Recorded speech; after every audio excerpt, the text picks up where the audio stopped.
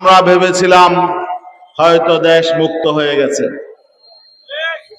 আমরা ভেবেছিলাম এখন দেশে শান্তির পরিবেশ বিরাজ করবে, সকল মানুষ শান্তি পাবে, নৈরাজ্য হবে না, চুরি হবে না, ডাকাতি হবে না, ছিনতাই হবে না, চাঁদাবাজি হবে না, মারামারি হবে না, খুনাখুনি হবে না, এবং যদিও হয় আগের চেয়ে কম হবে। ঠিকই ঠিক না? কিন্তু আমরা কি দেখছি? 5ই আগস্টের পর আমরা ভেবেছিলাম হয়তো রাজনৈতিক দলগুলোর চরিত্র পরিবর্তন হয়েছে, কিন্তু আমরা কি দেখলাম? যারা বিগত দিনে রাষ্ট্র শাসন করেছে তাদের কোনো পরিবর্তন হয় নাই, তাদের চরিত্রের কোনো পরিবর্তন হয় নাই, তারা অতীত থেকে কোনো শিক্ষা গ্রহণ করে নাই। আজকে জুলাই বিপ্লবে যে তরুণ ছাত্র সমাজ দেয়ালে লিখেছিল রাষ্ট্র সংস্কার চাই, রাষ্ট্র মেরামত চাই, আজকে একটি পক্ষ সেই রাষ্ট্র সংস্কার করতে দিচ্ছে না। রাষ্ট্র মেরামত হোক, রাষ্ট্র সঠিকভাবে চলুক, এটা একটি পক্ষ দিচ্ছে না। কারা দিচ্ছে না? আজকে আমরা দেখছি 5ই আগস্টের পর রাজনৈতিক শক্তিগুলো দুই ভাগে বিভক্ত হয়ে গেছে। একটি পক্ষ নতুন রাজনৈতিক বন্দোবস্ত চায়, নতুন দেশ চায়, রাষ্ট্র মেরামত চায়, রাষ্ট্র সংস্কার চায়, রাষ্ট্রের সাংবিধানিক প্রতিষ্ঠানগুলো যাতে সঠিকভাবে কাজ করতে পারে এমন সংস্কার চায়।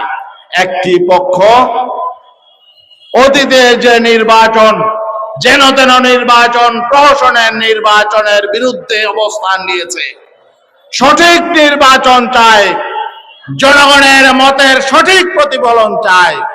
আরেকটি পক্ষ আছে, তারা কিছুই পরিবর্তন চায় না। তারা আবার আওয়ামী লীগের মতো, ফ্যাসিবাদী শক্তির মতো 72-এর সংবিধানের দোহাই দেয়। তারা নতুন রাষ্ট্র চায় না, সংস্কার চায় না, নতুন নির্বাচন ব্যবস্থা চায় না, নতুন রাজনৈতিক ব্যবস্থা চায় না, নতুন বন্দোবস্ত চায় না। ঠিক ঠিক না? আপনারা কি চান রাষ্ট্রটা আবার আগের মতো চলুক?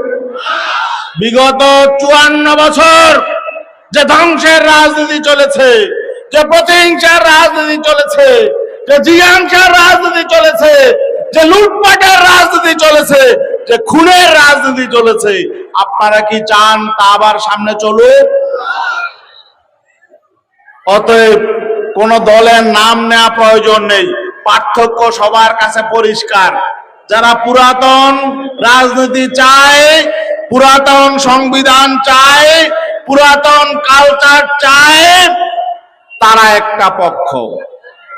আর যারা মানুষের অধিকার চায়, নতুন বাংলাদেশ চায়, রাষ্ট্র সংস্কার চায়, নতুন রাজনৈতিক কালচার চায়, তারা একটা পক্ষ। কারা পুরাতন কালচার চায়? 5ই আগস্টের পর এই পর্যন্ত যারা নিজেদের দলের 200 মানুষ খুন করে ফেলেছে, নিজেরা মারামারি করে, তারা আসলে অতীত থেকে কোনো শিক্ষা নেয় নাই। ঠিক ঠিক না? এই রায়পুরায় এখানেও দেখবেন কোন কোন দলের মধ্যে 3-4টা গ্রুপ। ঠিক ঠিক না? তারা আবার নিজেরাও মারামারি করে। যারা নিজেরা নিজেদের ঐক্য সংহতি রক্ষা করতে পারে না, তারা কি করে জাতীয় ঐক্য সংহতি প্রতিষ্ঠা করবে? কি করে দেশের জনগণকে তারা শান্তি দিবে, যারা নিজেদের মধ্যে শান্তি প্রতিষ্ঠা করতে পারে না? এই জন্যই পীর সাহেব চরমরাই পরিবর্তনের স্লোগান নিয়ে, সংস্কারের স্লোগান নিয়ে, মানুষের অধিকার বাস্তবায়নের স্লোগান নিয়ে ঐক্যের ডাক দিয়েছে। ঐক্যবদ্ধ হবে কারা? ঐক্যবদ্ধ হবে দেশপ্রেমিক শক্তিরা। আগামী নির্বাচনে দেশপ্রেমিক শক্তির লড়াই হবে ক্ষমতা প্রেমিকদের সঙ্গে। এক শ্রেণী আছে ক্ষমতা প্রেমিক, আরেক শ্রেণী আছে দেশপ্রেমিক। কি ঠিক না?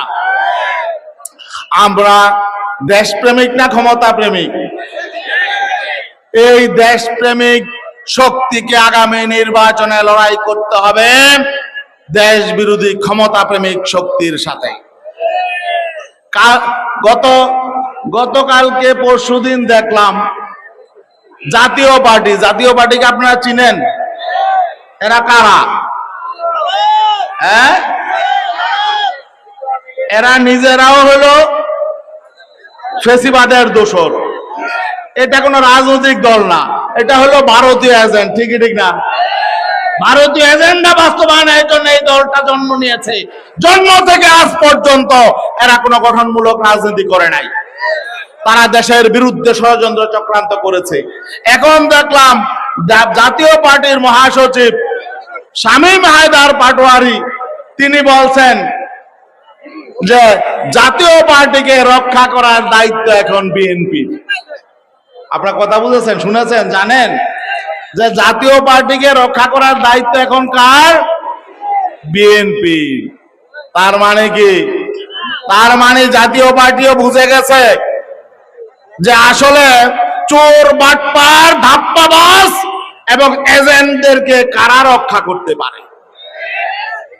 আপনারা সতর্ক থাকবেন। এখানে অনেক সচেতন মানুষ আছেন, অনেক শিক্ষিত মানুষ আছেন। আমাদের দেশটাকে রক্ষা করতে হবে। অতীতে যারা ক্ষমতায় গিয়ে দেশ ধ্বংস করেছে, অতীতে যারা ক্ষমতায় গিয়ে দেশ লুটপাট করেছে, দেশকে দুর্নীতিতে চ্যাম্পিয়ন করেছে, তাদেরকে আমরা নতুন করে আবার দেশ ধ্বংসের দায়িত্ব দিতে পারি না। ঠিক না ভাই? অনেকে অতীতে 3 বার 4 বার ক্ষমতায় ছিল, তাদের নতুন কিছু বলার আছে? নাই। তারা কি বলতে পারে, তারা কি করতে পারে, তাদের রাজনীতি কি, তাদের অর্থনীতি কি, এটা আমরা দেখেছি, দেশবাসী দেখেছে। এদেরকে আমরা আবার নতুন ভাবে পরীক্ষা করতে চাই না। ঠিক না ভাই? জনগণ ঐক্যবদ্ধ হচ্ছে এবং এবার জনগণ ইসলামী শক্তিকে ক্ষমতায় নিবে ইনশাআল্লাহ। ইসলামী শক্তি সকলের জন্য নিরাপদ, সকল দলের জন্য নিরাপদ, সকল ধর্মের জন্য নিরাপদ, বাংলাদেশের জন্য নিরাপদ। আজকে এই আসনে, এই রায়পুরা আসনে বাংলাদেশের একজন উজ্জ্বল নক্ষত্র, তারুণ্যের আইডল, আপনাদের এলাকার গর্ব হাফেজ মাওলানা বদরুজ্জামানকে পীর সাহেব হুজুর হাত টাকা প্রতীকে মনোনয়ন দিয়েছেন। বদরুজ্জামান ভালো না খারাপ? এর চেয়ে ভালো কেউ যদি এখানে নির্বাচনে দাঁড়ায়, আপনার বলবো না বদরুজ্জামানকে ভোট দিতে। যদি বদরুজ্জামান সব দিক থেকে ভালো হয়, নীতিবান হয়, উদ্যমী হয়, পরিশ্রমী হয়, তাহলে কি বদরুজ্জামানের পক্ষে আপনারা থাকবেন না ইনশাআল্লাহ? আর বদরুজ্জামান তো বদরুজ্জামান না, সে তো ইসলামের পক্ষে, দেশপ্রেমিক শক্তির পক্ষে সে একটি প্রতীক। ঠিক না ভাই? অতএব আজকে যেভাবে গণমানুষ, বিভিন্ন শ্রেণী পেশার মানুষ আজকে আপনারা একত্রিত হয়েছেন, ঐক্যবদ্ধ হয়েছেন, আপনারা ভয় পাবেন না।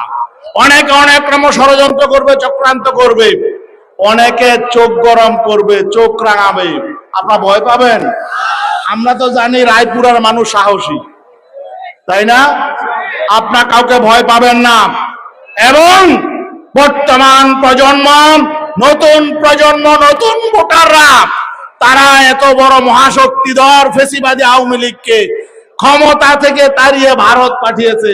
তারা কি কাউকে ভয় করে? অতএব ফুসফাস করে চোখ রাঙিয়ে কোনো লাভ নাই। অনেকে বড়াই করে যে আমাদের ক্ষমতার অভিজ্ঞতা আছে, আমরা বারবার ক্ষমতায় গিয়েছি। ইসলামী আন্দোলনের তো পার্লামেন্টে না যাওয়ার অভিজ্ঞতা নাই। আপনারা তো জন্মগত ভাবেই ক্ষমতায় ছিলেন, আপনাদের জন্মই হয়েছে ক্ষমতায়। বড়াই করেন না, জনগণের মধ্য থেকে রাজনৈতিক দল করে দেখুন কিভাবে জনগণের হৃদয় জয় করতে হয়। ইসলামী আন্দোলন বাংলাদেশ জনগণের মধ্য থেকে জন্ম নেয় একটি রাজনৈতিক দল, তিলে তিলে গড়ে উঠেছে মানুষের ভালোবাসা নিয়ে, চুরি বাটপারি করে, মানুষের সম্পদ লুটপাট করে। ইসলামী আন্দোলন রাজনীতি করে না। অতএব ইসলামী আন্দোলনকে তুচ্ছ তাচ্ছিল্য করা বাদ দিন, আর চোখ রাঙায় কথা বলবেন না।